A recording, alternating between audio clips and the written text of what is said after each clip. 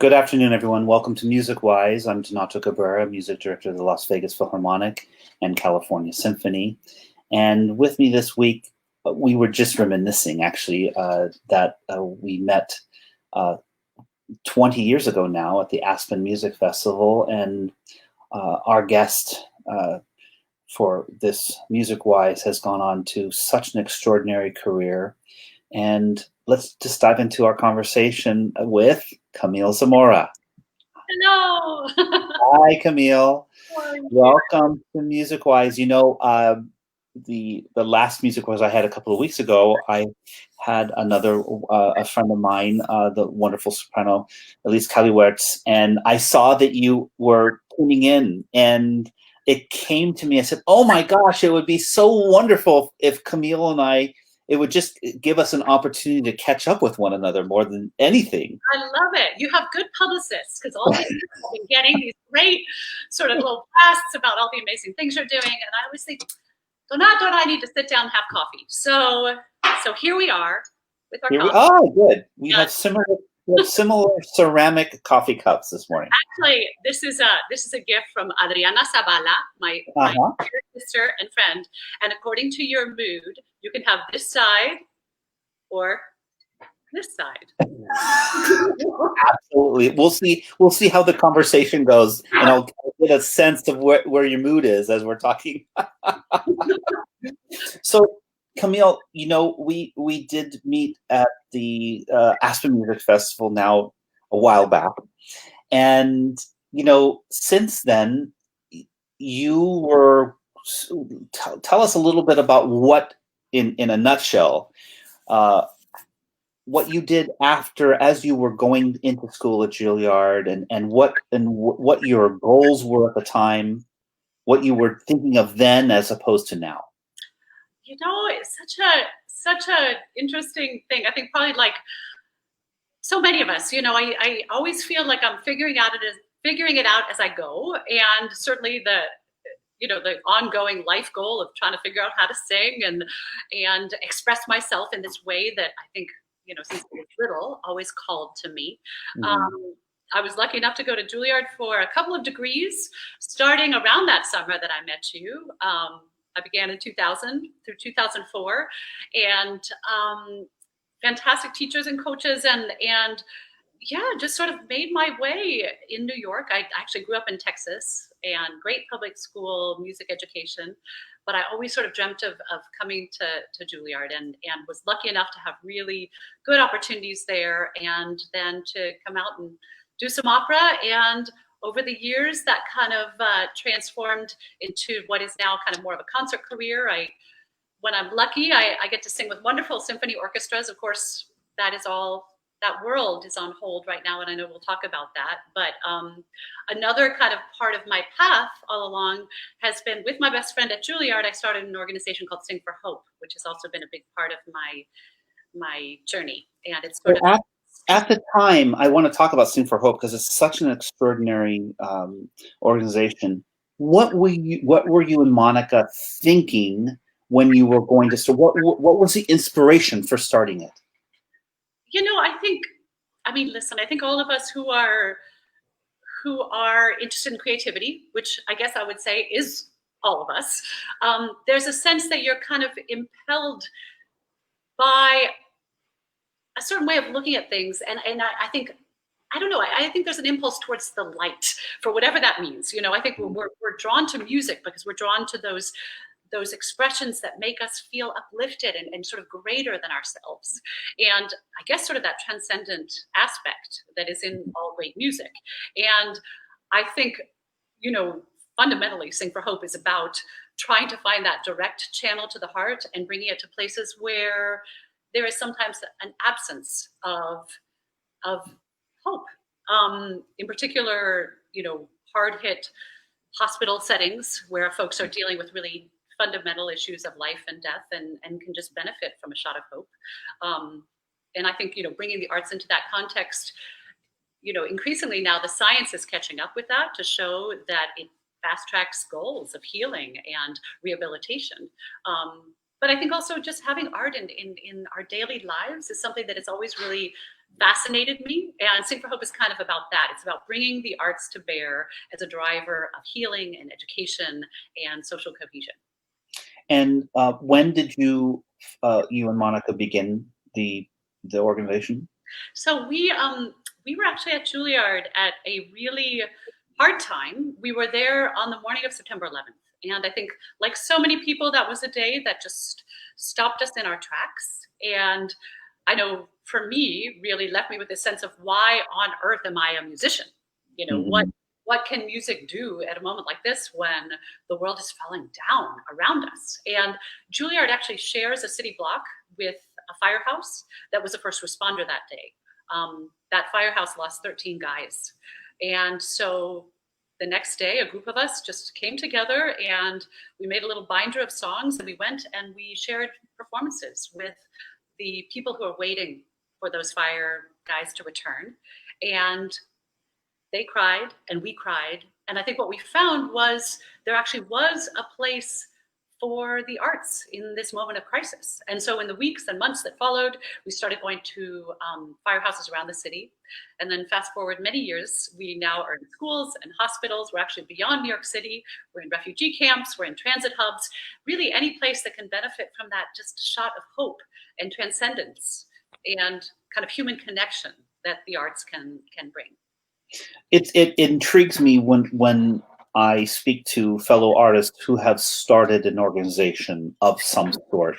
It's invariably the success of its founding, of why it began, was through the art first rather than through the mission. You know what I'm saying? You went out and did it, and then through doing it, you created the organization around the art form itself. Yeah.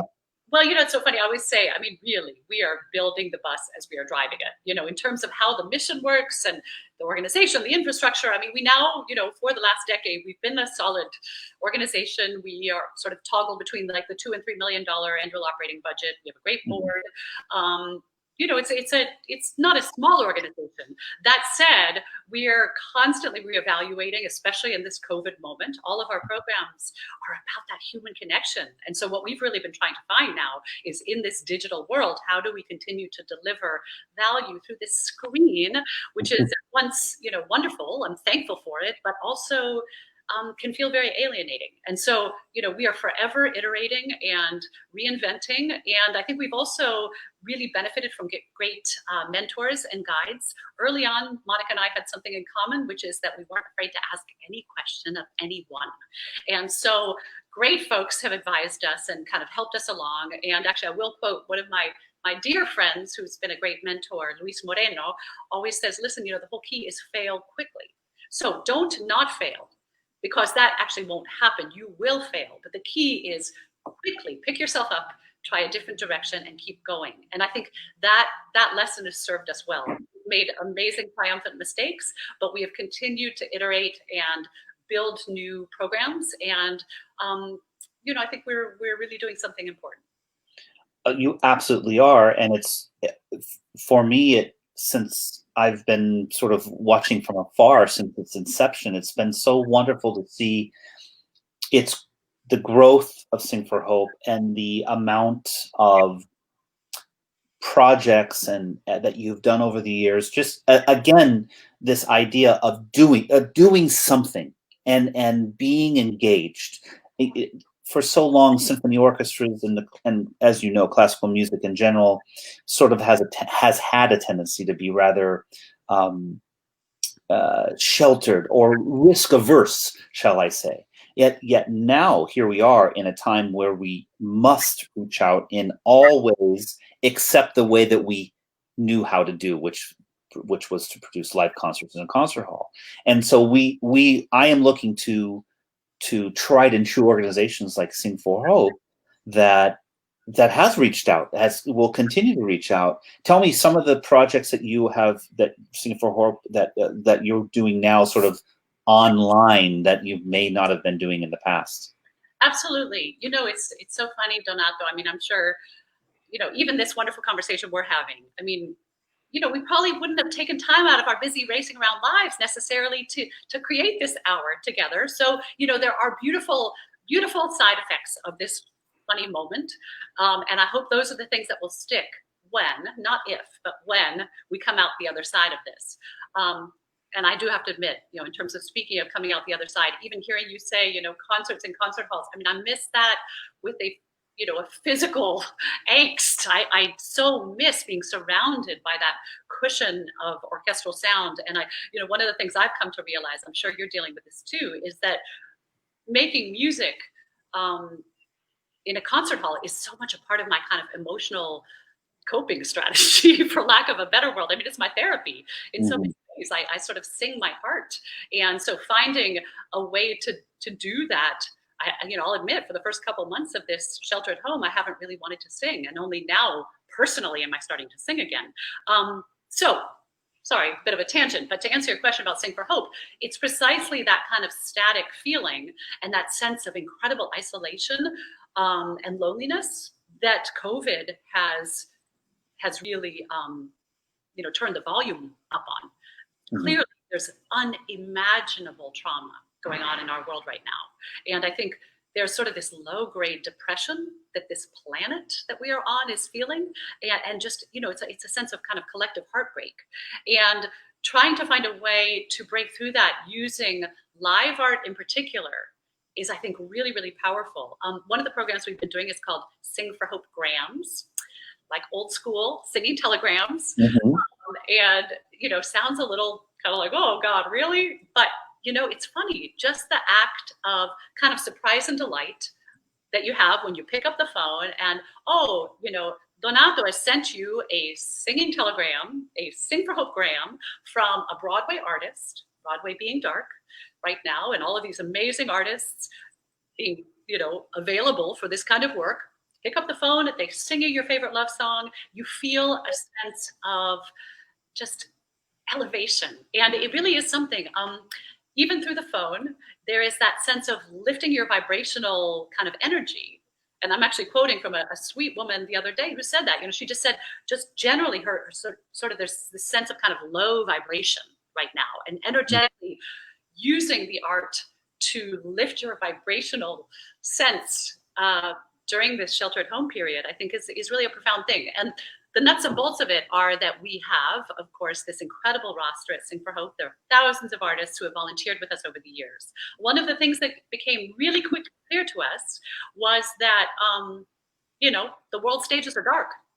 We, as artists, are freelancers, the majority of us, and we are without work for the foreseeable future. And it felt like it would be very tone deaf to be asking these great artists who have volunteered tons of time with us over the years, but this is not the moment to ask for arts volunteerism. So we pivoted to a fee-paying model where we have artists who basically make a little fee for providing these Sing for Hope grams. And these are, incredible folks. Alison Cambridge, who, is calling to do your Sing for Hope gram, and she would have actually been at the Kennedy Center singing the title role in Porgy and Bess, and instead she's singing Summertime for You on your phone. It's really this moment of surprise and delight. And beautiful artists from Broadway, and we have instrumentalists, and it's just a way that artists can feel their art doing its work in the world.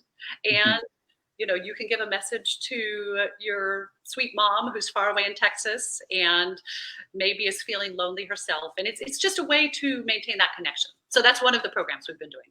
It's fabulous. It's such a wonderful idea to stay engaged on a really personal one-on-one level, and from my orchestra, both of the Las Vegas Philharmonic and the California Symphony, what we're finding is that not only are the musicians, of course, wanting to perform and wanting to do what they have trained for their whole lives, but our audience is so in need of this music that they're no longer experiencing in any way, shape, or form. And so anytime we've done something, and as all orchestras and opera companies and individual artists start to explore the online format, what we're experiencing is it's like this sponge that's needed water.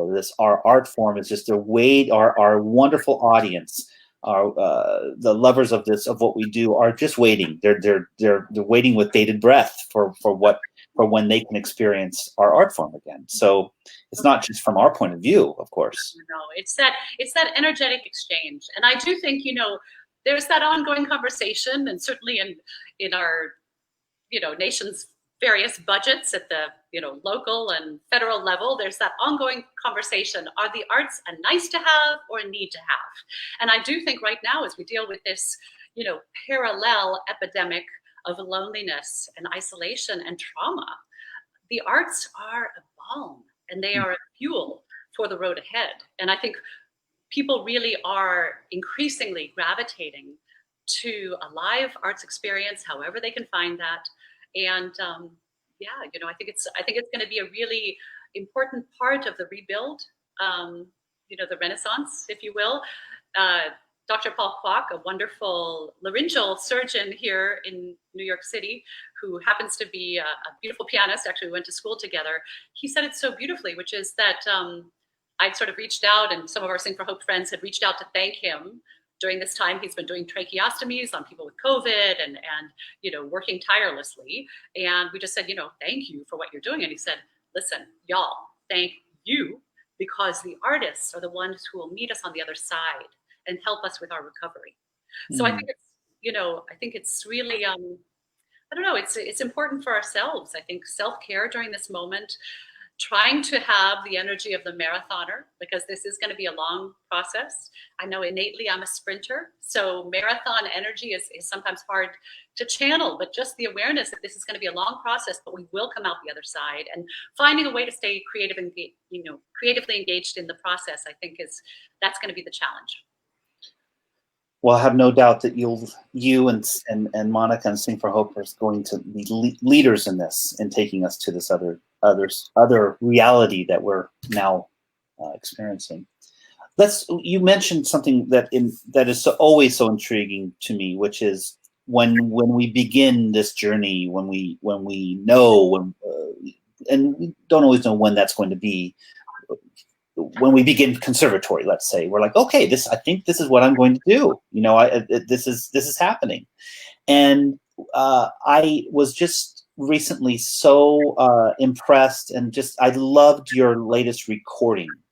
And you, like you said, you have explored recitals and different formats of concertizing, as well as opera, of course. And this new album was, to me, I know you have a Hispanic background, and these songs that you recorded were just in my opinion, such a great expression of your background. And tell us a little bit before I want to give everyone the chance to hear these wonderful videos. But tell us a little bit about this project, how this recording project came to be. Oh, thank you. So my dad was Spanish, and I sort of grew up with that yummy music as part of my touchstone. It was always almost a guilty pleasure for me. If I'd be getting ready to go on stage to sing a Mozart role, I would always warm up and make sure things felt really right by singing these old Spanish songs. And I was in Madrid one summer and wandered into this old, wonderfully dusty music store and found these old folios of these songs. And they were old collected folk songs. And there was this one arranger's name that kept popping up, Graciano Tarragó.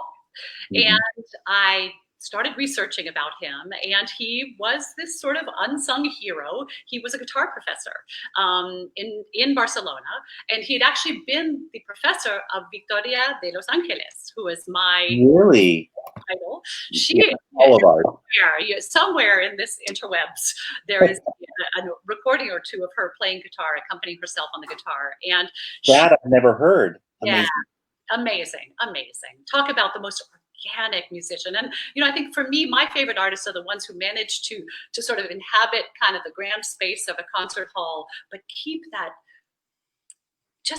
organic simplicity. And to me, she is just the queen of that just direct expression. And she became very good friends with his daughter, Renata Tarragó, and the two of them concertized and recorded together, and they recorded these beautiful old arrangements. And, you know, he was one of those composers and arrangers kind of in the first half of the 20th century, along with Britten and Bartók, who collected these old songs that would have been lost otherwise, these oral tradition, campfire, cradle, folk songs.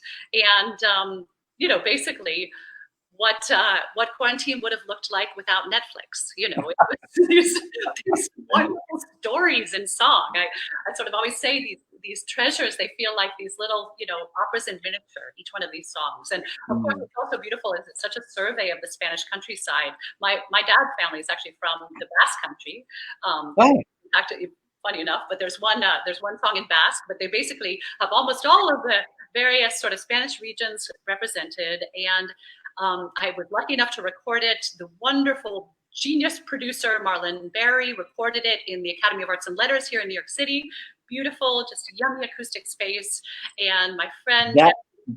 Well, I was just going to interject, just for those that aren't aware of this, the Academy.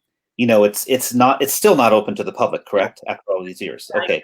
And yet, if you look at so many recordings over the entire 20th century, you see this you know, this name of this space. And of course, it used to be a wonderful place to go to see concerts in Upper Manhattan, exactly.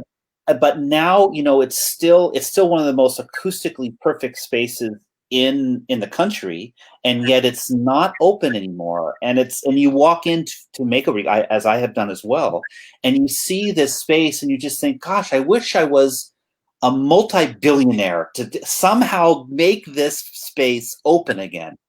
It's so fascinating. Yeah, it's a puzzlement, because I don't know if it's for lack of funds, I'm not sure, or if it's just part of the mystique is to keep it as this little secret treasure. But it's up there in Harlem, and you walk in and your jaw drops, and the sound, there's a magic in that sound. And Marlon, just shout out to Marlon Berry if y'all are looking for a brilliant producer, audio engineer, therapist, all of the above. He just really do what to do in a recording session, bring all of the I think various kind of colors to life. And my amazing friend, Cem Duruoz, who I went to Juilliard with, beautiful, beautiful Turkish guitarist, obviously brings the guitar part to life. Louis Levitt of Bright Shiny Things, the great double bassist and producer engineer, record label owner, was part of our team. And of course, Kabir Sagal, my dear friend, who is just a genius at bringing things together. We sort of conspired. And, you know, it's funny, this also, full disclosure, I think this may have sat on the back burner a little longer had it not been for this shelter at home moment. But suddenly I found myself with the time to do the final little hurdle of, you know, getting the program notes together and getting it off. And we just released it. Honored to have it debut in the top 10 on the Billboard classical charts. And, you know, I think for me, it's a very personal album. The title, If the Night Goes Dark, Si la noche se hace oscura, is from a beautiful 16th century song that Tarragó wrote. And it's kind of, it's a very mystical song, but to me, it's about a lot of things, but it's about how if there is someone dear to you, and even if you're not with them, there is that sense that you can reach out to them however you want. And certainly through your voice and through your energy, prayer, however you want to define it. But there is that sense that love can span distance. And it felt somehow very meaningful to share that message with this world that is in this middle of this shelter at home moment, to share this idea that we can reach across huge boundaries and be together through music. I think that, and again, kudos to your recording engineer, because he does, well, first of all, he creates that atmosphere on the recording that is just perfect in terms of creating that space where your voice and Jem's guitar playing, which is extraordinary, is just so welcoming. And of course, the way you sing these songs and the way he plays and the way you work together is really. Have you done a live recital with him of these songs? Do those, and in fact, in Turkey as well as in the States. So we had an amazing tour. We were in Izmir, and my one and only time that I've been in Turkey. It was a joy. And we performed them in Arizona, here in New York, at the United Nations, actually. Yeah, so they're really very special. Yeah, there's something, I also think there's something about that palette of soprano sound and guitar sound. Yes.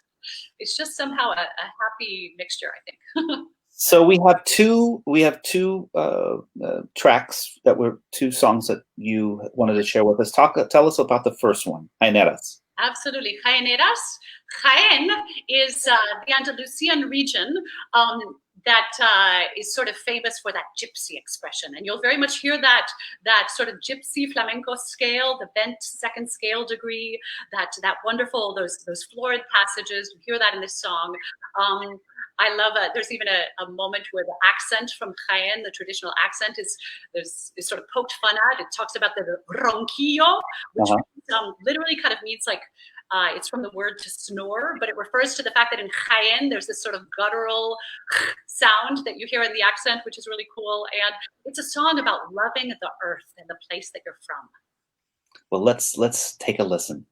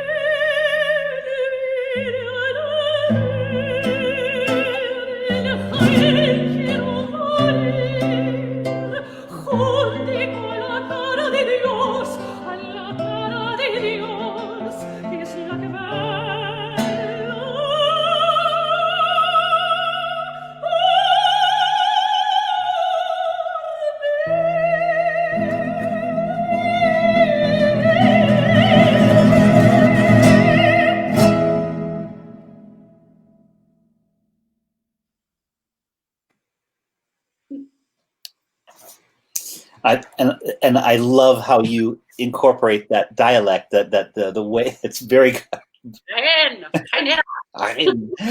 wonderful. That's a wonderful. It's so evocative, of course, of Spain, and I love.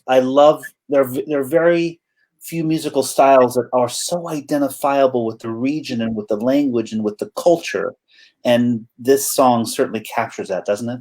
It really does. It's that whole amazing journey you hear in particular the music of Andalusia, because it's all about that journey from Northern Africa, up through the Iberian Peninsula, the evolution of flamenco, which of course, you know, the ululations of the mosques, you hear that. It's the Moorish influence that you hear in those scales, and that is so quintessentially Spanish.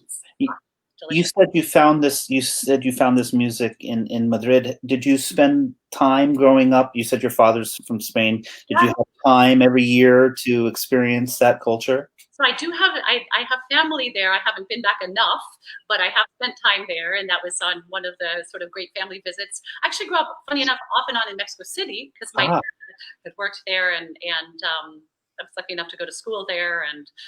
Yeah, you know, I just think on some cellular level, I always say that is the part of me that sings, is sort of the Spanish cells.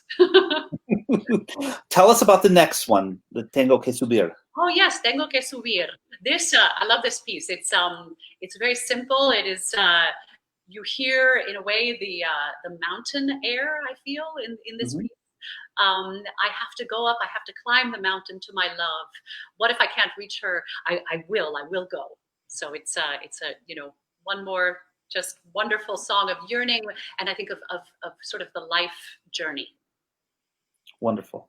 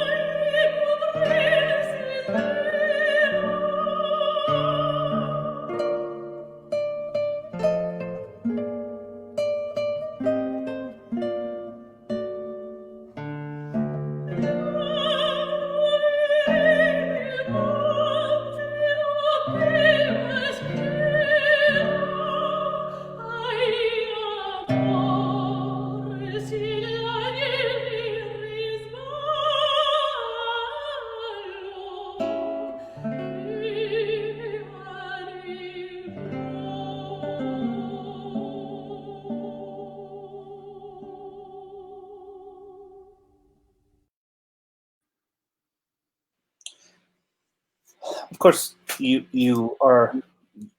grew up bilingual, I would assume, and but for most opera singers, especially American opera singers, learning to sing, learning other languages, singing in other languages is really the whole. It's a lifetime of what it means to be an opera singer, especially, but. Tell me what it's like for you to sing these songs in terms of their emotional content, what they mean to you when you sing them. What a beautiful question. Thank you. You know, I think that's probably why, without having verbalized it so eloquently, I mean, I think that's why I always used it as my touchstone warming up backstage to sort of check that things felt right, is, you know, before plunging in with the Countess, which hopefully feels organic by the time you're bringing it onto a stage and in front of an audience. But, you know, at the end of the day, has certain figures and you know, tricks of the trade that are not innately what I grew up with. You know, all of those categories are erased when I sing these songs because it's just fundamental. So I think there is something about that kind of home body of repertoire that yeah, you know, an artistic touchstone. And it you know, it doesn't always have to be something that you necessarily grew up with linguistically, but that there's something, again, it's sort of what's so beautiful about that zone that you can find yourself in as an artist is that it is pre-verbal. It's that universal kind of subconscious state. It's very hard to put into words, but there's something just almost like the animal part of ourselves that brings that message out. And I think that's what's so cleansing about it, is that sense of just pure spirit and pure emotion. No, so, yeah, it's good therapy. I'm sure it is. You wanted to share, and the reason I ask is because I do believe, though, that if you have more than one language when you're growing up, yeah, putting yourself into learning another role, say in French or in German or whatever language or Italian, Russian, the idea of having another tongue, another voice inside of you isn't completely foreign. Yeah. Oh, absolutely. That's a great way to say it. And what I love so much is that one of my favorite pieces, I'm so glad you shared it with all, and we're about to watch it, is Poulenc's La Voix humaine, and this production that we're going to watch is such a wonderful production. Tell us about the piece, how you came to it, and the production we're about to watch. You know, again, it is funny, and yes, I mean, this is a piece that is in French, and I was lucky I had a little bit of early experience in French because I was a nanny as a teenager to a French family. My folks thought that would be a good idea to ship me off one summer, and so I have a little bit of kind of understanding, I think, from early on about the French language, and probably also because of the similarity with Spanish. But all of that said, yeah, I think those sort of characters and pieces that resonate with you, for better or for worse, La Voix humaine is something that I always just sort of understood, I think, on a core level. And I've been lucky enough to perform it several times with amazing Jerry Steichen and Stephen White, the wonderful Maestro White, and a gorgeous production done by Crystal Manich.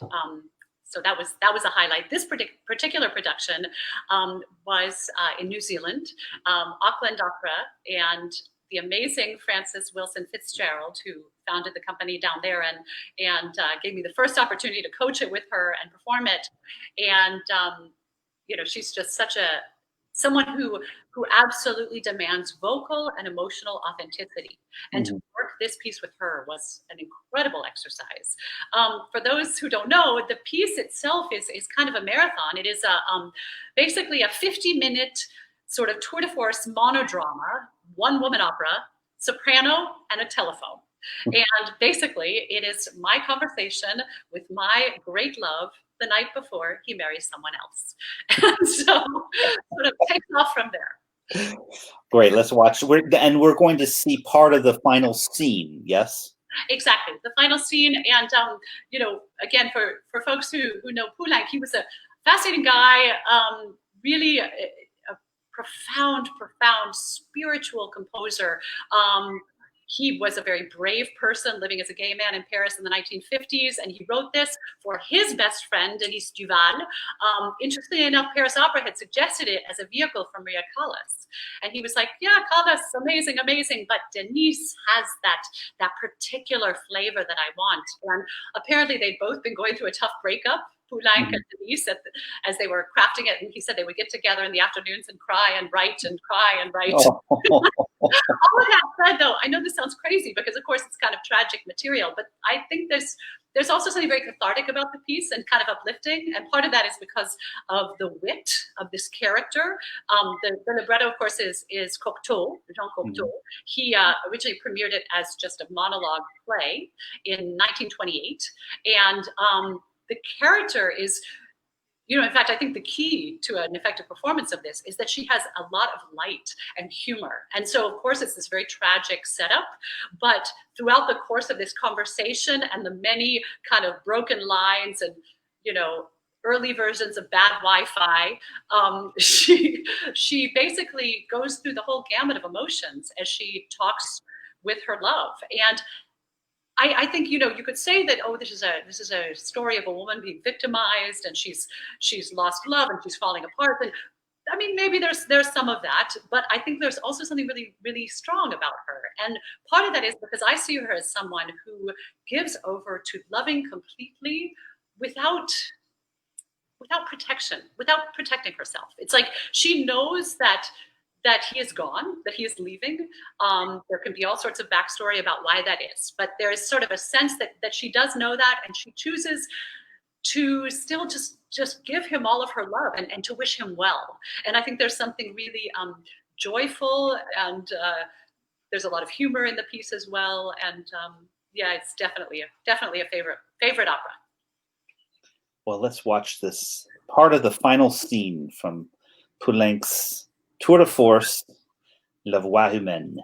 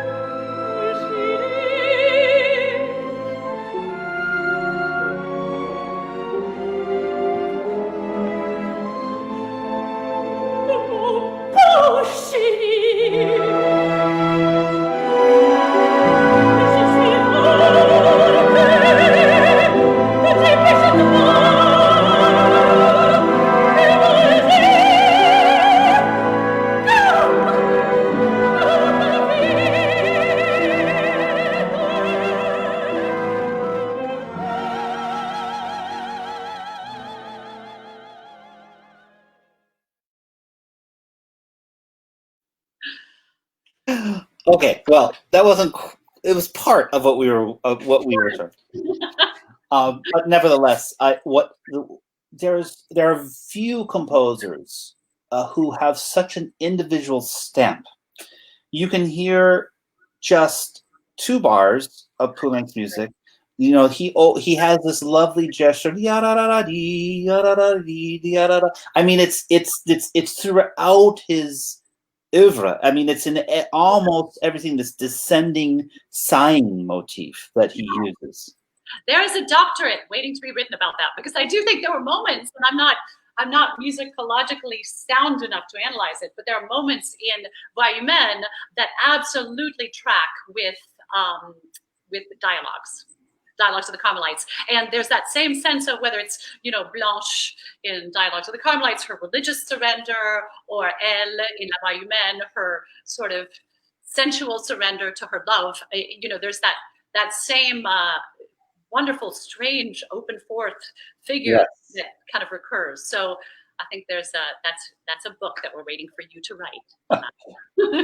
I'm academia, and I'll be happy to write it on not for a thesis. I have a recurring dream that they come and take my degrees from me because they know I never understood theory. They're like, you didn't understand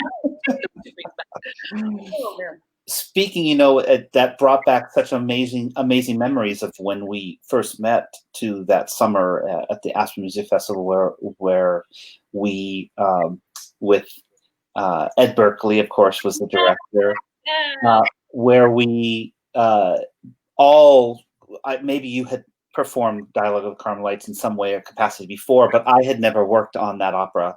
And learning that and being the assistant conductor for that production with the amazing James Conlon was really life-changing for me.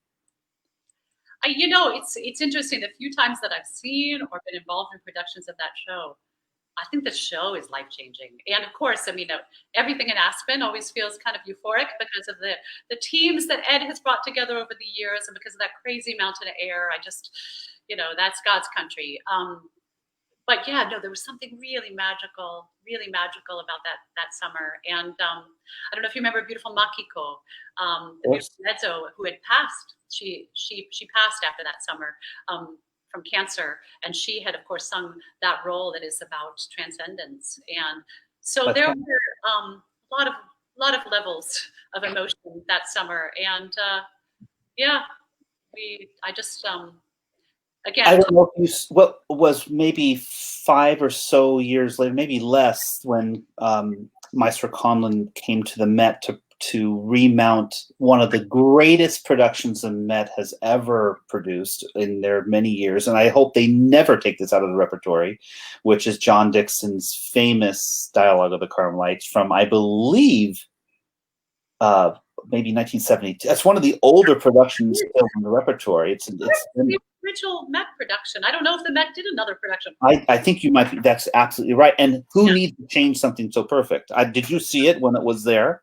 No, I didn't. But now I have to give a shout out for folks who are watching the Met broadcast these days. Isabel Leonard and Aaron Morley and David Portillo and all sorts of gorgeous folks in the current production. I think the video from last season, unbelievable. That's right.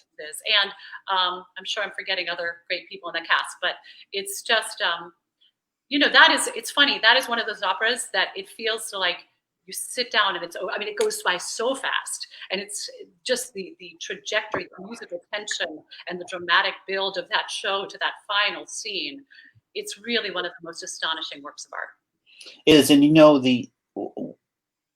I think that the idea that one has to be immersed in the French language is important, certainly with this opera, because it's really parlando, and it's really conversations throughout the entire opera, until, of course, the incredible dramatic scenes that happen in specific moments where it's just grand. You don't really need to have any language at all to understand what's about to happen or what is happening. But regardless, if you're an audience member, seeing that opera unfold is really one of the great 20th century examples of the art form.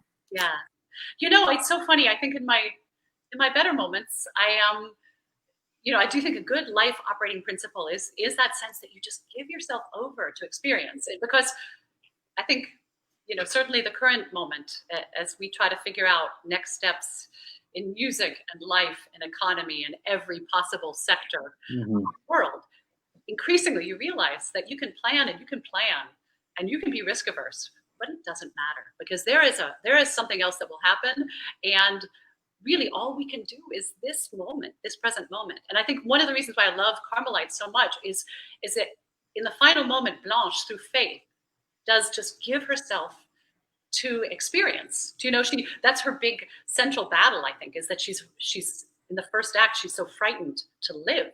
And she's constantly trying to sort of control life. And, you know, against the backdrop of the French Revolution, she's trying to make things work out.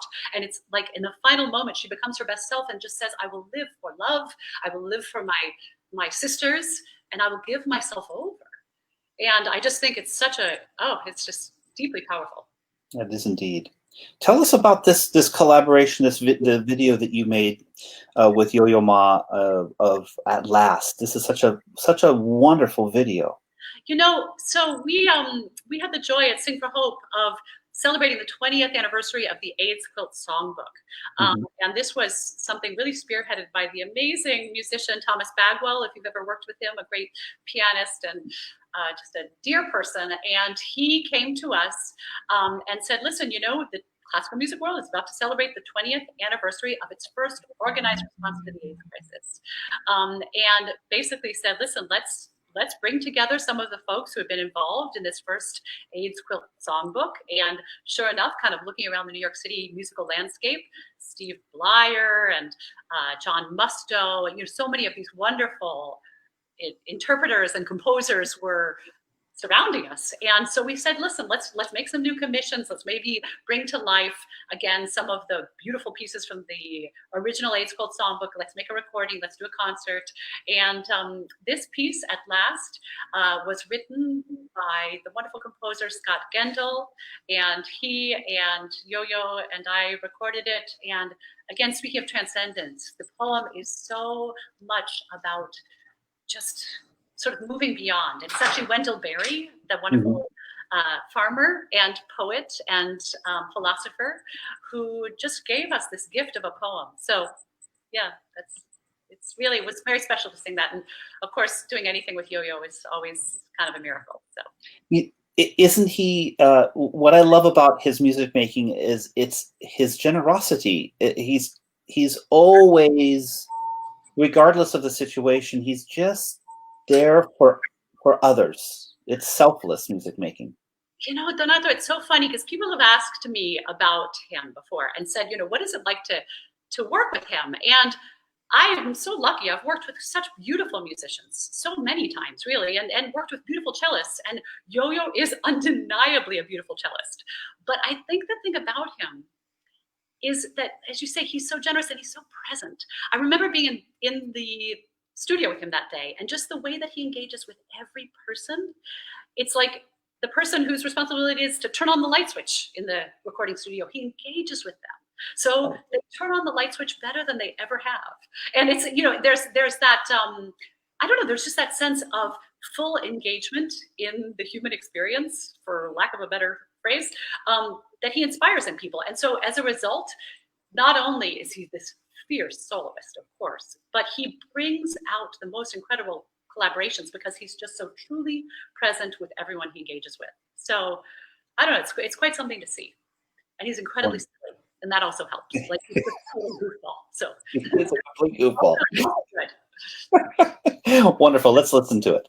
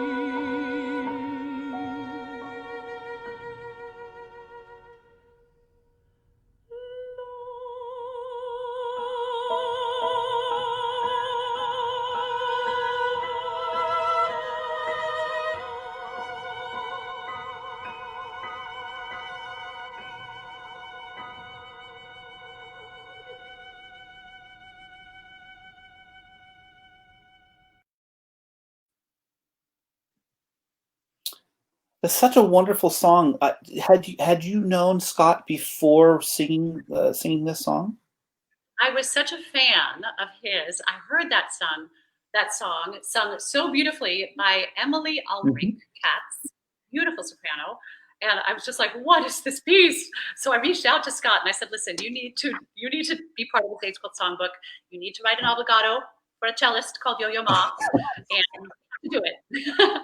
And so Scott was lovely enough to do it, and Yo-Yo was wonderful enough to come on board. And yeah, it's really Scott is a very special composer. Very much so. I just shared his website with everyone so they can check his music out because it's very special. You know, it reminded me in a wonderful way of Bernstein's song to what you said with poetry by Walt Whitman from his Songfest. And for those of you who I don't know if you know that song cycle by Leonard Bernstein. Love that. What a great association. You're inspiring me. I need to go back and revisit that. It's a piece I am dying to do, and I'm going to look and see what Scott has available to maybe. Yes, absolutely. He just knows how to write for the voice in such a comfortable and joyful way. He's truly great. You know, we should have played this last video that you shared with us when we were talking about Sing for Hope, but what's that? You can have me back and we'll do it another time. Well, we can still share it, but you know, what projects aside from, of course, Sing for Hope, what sort of projects are you dreaming about now? I wanted you to talk briefly about your wonderful orchestral show that I've been dying to do for so long. Your tango show. So I am so lucky. My unbelievable visionary manager, Jamie, if you're familiar with Jamie Greenberg Artists, is kind of the premier manager for orchestral pops and has all sorts of incredible shows, something crazy like 45 different shows, ranging from Women Rock, which is a survey of, like it sounds, women rockers arranged for orchestra. That's actually a partnership with Schirmer because she has kind of pioneered with Schirmer Theatricals a lot of their catalog. So whether it's Pat Benatar or the Beatles, she does those orchestral arrangements together with her and the brilliant pops conductor and arranger and composer Jeff Tyzik. We've created a couple of shows, actually. Sueños de España is wonderful Spanish pops from all different regions. Tango Caliente is the most fun. It's glorious tango dancers, Patricio y Eva from Argentina, and we do just the classic Gardel and Piazzolla, all those wonderful, wonderful classic tangos. And then actually just this last season, in fact, right before concerts stopped at the end of February in Orlando, with the fabulous Orlando Phil, we premiered a terrific show called Havana Nights, which is my collaboration with the Mambo Kings. And it's beyond fun. We do all sorts of just delicious Cuban stuff. We do some zarzuela. We, of course, do like the amazing sort of Afro-Cuban jazz that the Mambo Kings are famous for. And yeah, touch wood, we are hoping to bring that back. We have various dates on the calendar. And of course, it's always this whole big question mark about when are these theaters opening up again. You probably know better than I. Who knows? These questions of when do we get to come back together in person to make music, but it will happen. And lots of great symphonies upcoming: Austin Symphony, Santa Barbara Symphony, Virginia Symphony. Yeah, so we're bringing this wonderful music, which, to be honest, I do feel like the Spanish, I don't know, those sort of wonderful Spanish pop songs, the boleros and the zarzuela and all of this sort of Spanish inflected stuff, I feel like it really excites audiences and is such sort of a growth opportunity for orchestras in terms of development. So that's kind of a mission that Greenberg Artists has, is to continue to bring content that develops those audiences for orchestras. I absolutely agree. In of course, all of the southwestern states and states like Florida, of course, there is a large portion of that culture and society of our community that we can celebrate with them. The incredible musical and cultural history that is it's there, just waiting. This low-hanging fruit, really. Is. It's just, I mean, those rhythms are infectious. That music, I think no one is immune to it. But honestly, just looking at our country's demographics and growth opportunities, this is a deeply musical audience that we want to pull into the concert hall and say, this is your music, this is your hall, this is your experience, this is your symphony. And our experiences over the last couple of years with the orchestras around the country that we've been working with, it's been astonishing.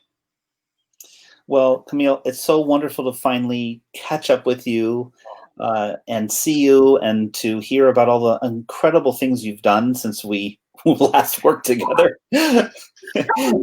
and hopefully we can remedy that soon and work together again. And all the best to you. And thank you so much for being a guest on MusicWise this week. Thank you for having me. All right, everyone. Thank you again, and see you next week.